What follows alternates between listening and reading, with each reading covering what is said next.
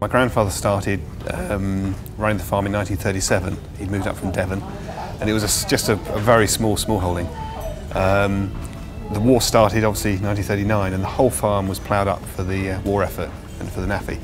So all the skills that kind of he needed for that, to grow crops and to grow pickled cabbage and all those sort of things, he did for the NAAFI through the war years. Then afterwards, developed a very successful market garden through the late 40s, 50s and 60s, in which he was producing all sorts of things under contract for pickling firms in London, and also through the London markets.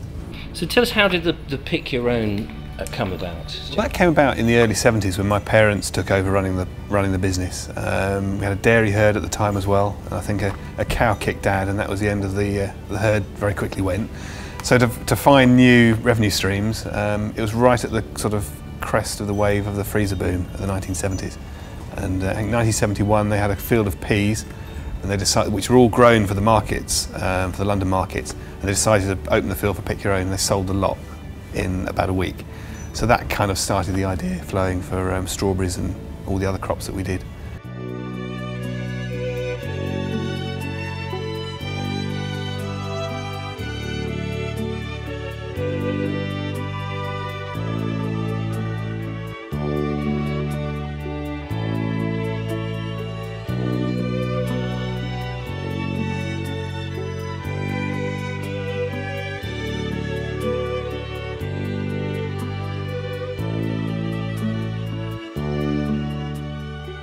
Well, this is our roots. Pick Your Own Strawberries is where it all started, sort of 35 years ago. We're still growing them. We're still growing them the same way, very traditionally in the matted rows straight into the soil, no irrigation. And we're very lucky the soil type here retains water very well, and because we don't irrigate, they've got a fantastic flavour. It really is how a strawberry used to taste, rather than sort of ones that you might get from a multiple that have been grown with lots of irrigation, water under polythene and so on. So the most popular strawberry still for selling through to the supermarkets is El Santa. It's a lovely strawberry, and it's got a very firm texture to it, so it holds very well in the punnet, so they last longer basically. Some of the varieties that we grow here are slightly softer. They're not so suitable for transporting big distances, but they're great flavoured strawberries. So we tend to grow a variety called Symphony. This one behind me is Eros, and then an early one is Honeyoy, to give us a spread of the strawberries that we need through the pick your own season. Well, the pick your own is mostly soft fruits. We've got cane fruits such as raspberries, big crop of raspberries, tayberries, and also black currants we grow as well. We've got plum orchard, and that pretty much wraps up the soft fruit.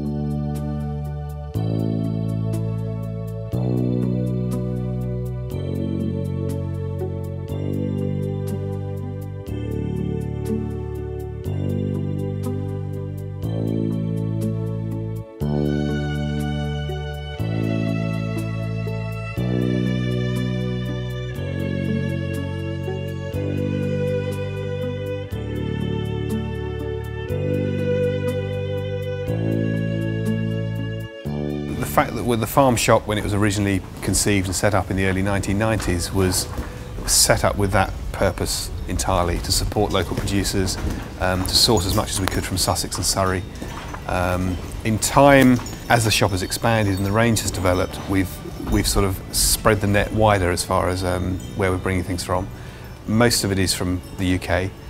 It's actually gone full circle now, as there's more local producers coming about, there's more farmers markets, and there's smaller local producers coming out of the woodwork all the time. We're now refocusing ourselves back on the locality, and just as you come in the farm entrance, there's a huge food board that says local food matters, which shows people where all our local producers are and what they produce for us and where they come from.